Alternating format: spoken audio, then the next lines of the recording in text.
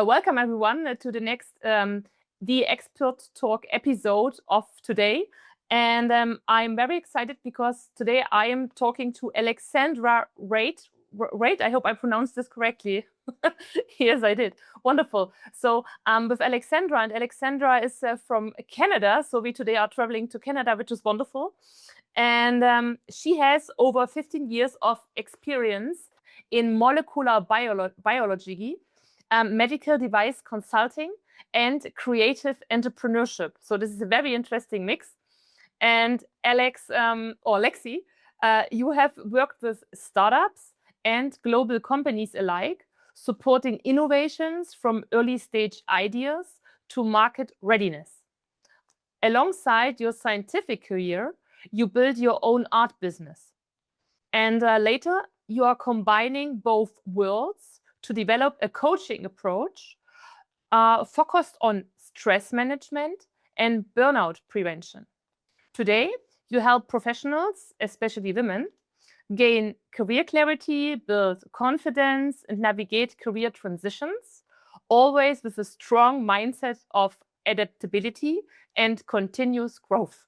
So, welcome, Lexi. I'm so excited. I'm excited that we can speak today, and we had already a nice exchange upfront. Canada is wonderful. I would love to be there. And yes, so how are you today? Doing very well, and it is a beautiful spring sunny day here, so it would be a beautiful day to visit for sure. Absolutely. So I'm going to catch the next plane. Maybe I Excellent. should. Do you think I covered everything in my introduction, or is there something missing, or especially is there something you would like to point out?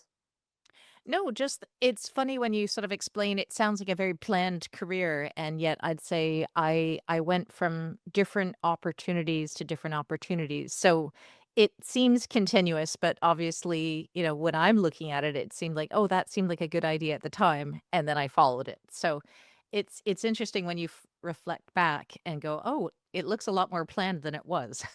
It's like a zigzag, right? Like there's It a is a there's an bit. opportunity, and then you catch it, and then.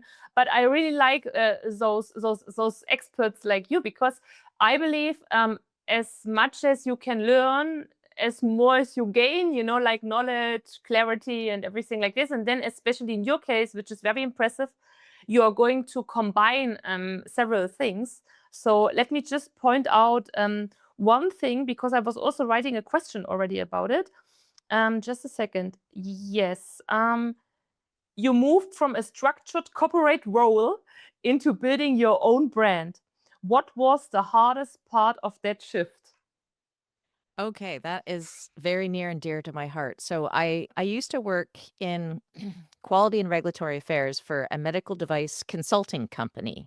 So we were an engineering firm where we built devices for our clients, and they could be anywhere from startups with essentially a napkin sketch all the way up to very large corporate global subsidiaries who wanted to take some of their R&D out of their hands and put it into other experts. So they didn't have to grow their own internal R&D. They could just sort of essentially farm out a subcomponent to experts. And so I've seen both sides of that scale on the corporate level. And what was interesting is I used to be very involved with the marketing department at the company. And so I used to write expert blogs, I did videos, I would share the corporate material on LinkedIn. And so I was very much involved with promoting the company. And for me, when I developed my creative wellness coaching business, suddenly now I had to be the brand. And, everyone on LinkedIn that I developed an audience had only known me as part of this company. And so it was a bit nerve-wracking to suddenly step in to be the face of the company, me. So and I had to develop content and strategies to sort of migrate my audience because I'd say up until then, it was, a mix of quality and regulatory professionals, plus professionals I'd worked with throughout my various, times in government, times in academia. And I knew I wanted to focus more on female clients because having dealt with STEM environments, so science, technology, engineering, and math, in various different environments, I really wanted to help women who were struggling in quite often a male-dominated field, and I felt that they could benefit from the coaching approach I was developing. So I started trying to figure out how to present content to an audience that I was shifting towards and just learning what would land with them, what they'd find interesting, and just developing a new audience or a more tailored audience for what I was offering. So yeah, that was all learning, trying new things, posting, see what resonated, see what developed a lot of comments, and then following up to continue sort of fine tuning that message. Wow, very impressive. Especially, I mean, your background, right? You're really like you're coming from science, and then you have the self-development thing. Then you did marketing. You know, you involved everything. I mean, as you said, it's like hybrid. You know, like you're a hybrid expert. I don't know. I have another question. I also wrote down up front because your profile was so interesting. So I was trying to be very good prepared talking to you to make the absolutely best out of it. You have combined science, art, and coaching. What helped you personally get clear on what you really wanted in your career? Okay. So for me, a big turning point was, a lot of the women I work with are either experiencing burnout, have approached burnout, are recovering from burnout. And that was an experience that I personally went through during the pandemic. Everyone was, as you know, working from home. I had children at home, one in middle school, one in high school. And my company at the time had landed a very large government contract from the Canadian government to build emergency ventilators. And so this was before vaccines were readily available. So we thought we had to get these ventilators in the hands of the Canadian public as quickly as possible. So we were working pretty much 24/7. And because I was in quality and regulatory, we were heavily involved with the engineers, both from the early design phase, making sure the designs were going to work all the way up to inspecting, the actual working ventilators before they were shipped off. And there was no downtime. And for me, up until that point, I was also an artist. Like I've always been a self-taught artist. I used to exhibit in shows. I would do, sell my art. And it was a release for me, but I found as I was getting more and more burnt out, I couldn't even tap into my creativity. I'd go into my studio and I'd just stare at the supplies. Like I couldn't even think of starting a painting or a collage. And it wasn't until I was on yet another Zoom call and I just started doodling on my notes. And I'm not a big doodler. For me I was a bit of an artist snob. It seemed like, doodling was for others and I should just make fine art.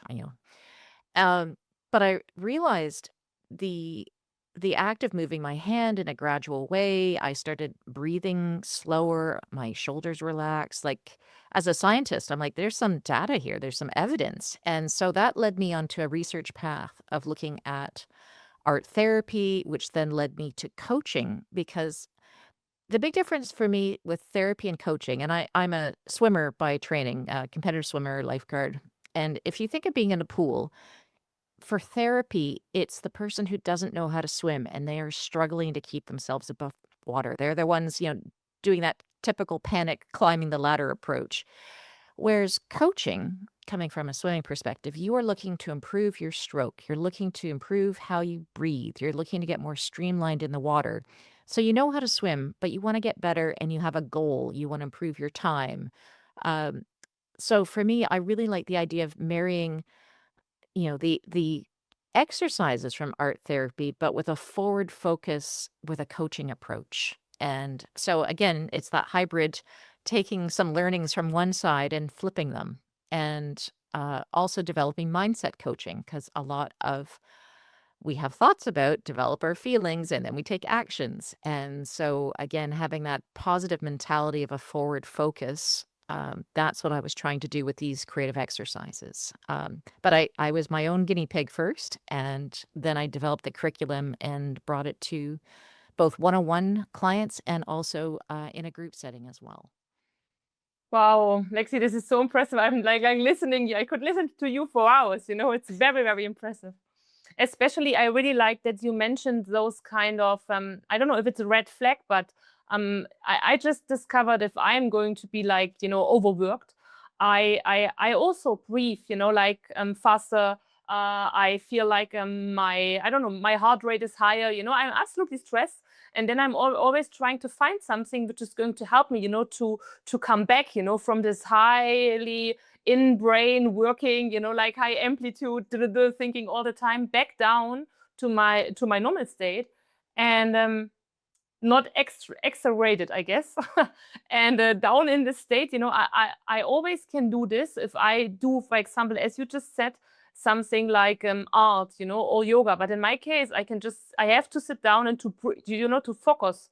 But so I'm so impressed that art could be, like a ventil or like a tool, as you are now using it to help people, to like prevent already burnout. Yeah, very impressive. Thank you. It's one of those things where, and a lot of the women I work with, they say, "Well, I'm not an artist, I'm not creative." And I'm like, "Well, I don't know if you've heard of the game Pictionary, but it's like a very simple game where you're told a clue and you have to draw something for your partner to guess what the clue is." Ah, yes, yes, I know what you mean. Yes. Yeah. Yeah, so it's very simple. It's meant to be it's like a visual shorthand for yourself. So I always tell the women I'm working with, don't worry about the final result. It's just draw something that means something to you. And you can take, it can be stick figures or it could be elaborate. It's sort of what level it could just be pen and paper, or you could add color to it if you want to add color and the color means something.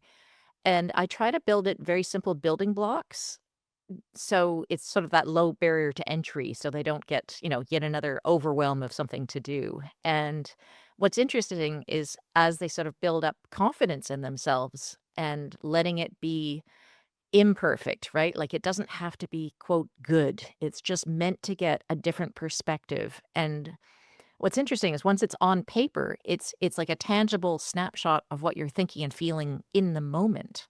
So you can go back and look at it, a day from now, a week from now, a month from now, and it'll you'll trigger almost your feelings and thoughts you were having, but you'll also have that separation of analysis because suddenly it's separate from you. It's not, you're not just spinning in your own head having these thoughts. So it's a great tool that way to gain a different perspective on a problem, or it could either be a work problem, it could be a family relationship issue, but it's very helpful to get it on paper. I find for my clients to talk about with them.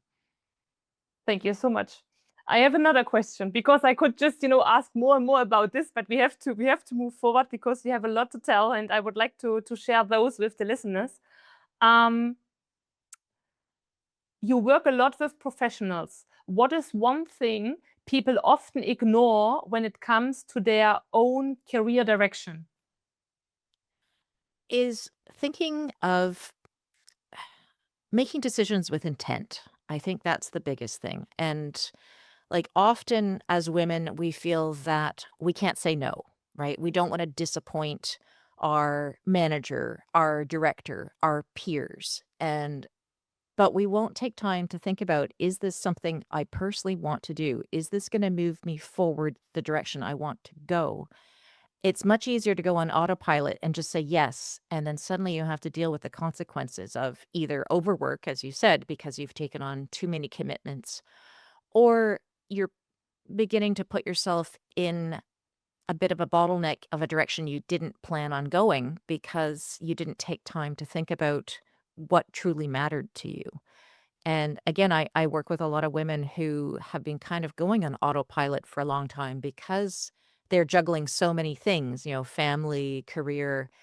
And it's just easier to say yes and say, okay, I'll just figure out how to do it later. But they never give themselves that later to figure it out. And I would say that's the biggest issue with career clarity or life clarity in general is just giving yourself a time out to think, do I want to say yes to this? Is this something I want to do? Or am I just trying to please somebody else? And I think if you take that time to consider what matters to you and what you want to do, that's what leads to the clarity. But you have to be willing to give yourself that time and space to think about it. I really like it. I really like it. I just had another question in my head. It is about I was just thinking, are you also going to, or I don't know if you're already doing, so are you working with companies as well? Because if I would have, like I would be like a big corporate. I can also do it now with Sales Pro for You and my small team. But if I would had a big corporate, I would absolutely, hire you to coach my team to prevent burnout. Because your approach is amazing. You why shouldn't only people do this on their own? It could be like the moral base, of any kind of corporate, to keep the people, because most of the people, what we discover is they quit their jobs because they are fucked up, because of their jobs. And you would be like, I don't know, you would be my solution. It's funny, I've worked with women individually because that was just how, with a pilot, like anything, you pilot a small, you do a prototype, you iterate. But certainly from the feedback and the testimonials I've been, essentially case studies gathering is, and I've worked with women from, early stage master students, PhDs, medical students going to med school, all the way up to mid-career who are looking to switch, or women on their fifth or sixth career and they're doing new things. So I've worked with a gambit of stages of life and career development, and it would certainly work in a corporate environment. I myself have taken corporate trainings and leadership developments, but we very seldom did wellness. It's interesting. Like they really were focused on developing leadership and productivity and time management, not realizing that if they'd spent even just a fraction of that budget on wellness, a lot of those other things could have been kind of, as you said, the burnout, the, quitting your job or calling in sick because you don't want to go to work.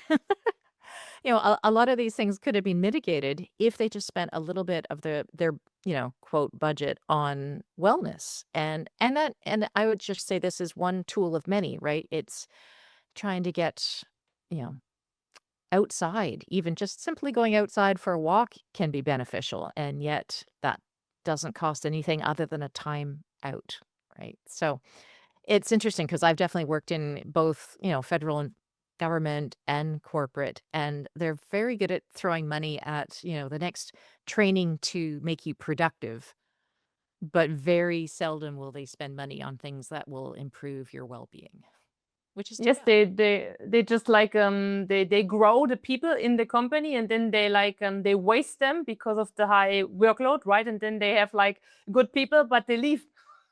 So it's Exactly. like a bad investment, to do it like this. You should invest in wellness of your employees and freelancers and of anyone you are working. It's for me, it's so important to do it like this. Okay, we are almost at the end of the episode. I'm so sorry, Lexi. It was a pleasure talking to you, but I would like to ask you for one favor. Um, I'm speaking now slow, so you have a bit more time to think. So I would like to get a kind of a quote from you. So quote, I don't know, what help you to, I don't know, to stand up again if you fall down, if you woke up with the wrong leg, I don't know, you just like something that where you think, okay, this is a very good motivating quote. Okay. Let me just think. I would say to everyone, both women and men, is, give yourself permission to say no.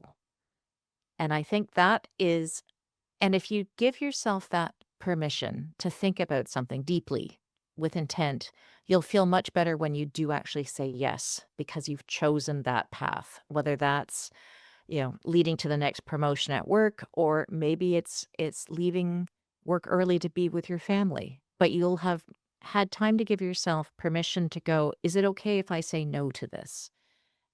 But also giving yourself permission to say yes. Thank you so much. This was a very nice quote. I just said the last 2 days no to some things, and I felt very good. But it was a challenge. Believe me, it was a challenge. It is. It's not our default setting. It's No, it's whether that's cultural or just expectations that we put on ourselves. It's much easier to default to yes, but I think you have to be okay with saying no. Wonderful. Thank you so much, Alexandra Reid. This was a wonderful talk. I'm very impressed about your knowledge, about your background, about everything. It was a very nice vibe. I very appreciated talking to you. So everyone, if you would like to get in touch with Alexandra or Lexi, please let us know. We are happy to introduce. And this was, yeah, another episode of The Expert Talk. It was nice. Thank you so much, Lexi. Be my pleasure. Thank you for having me.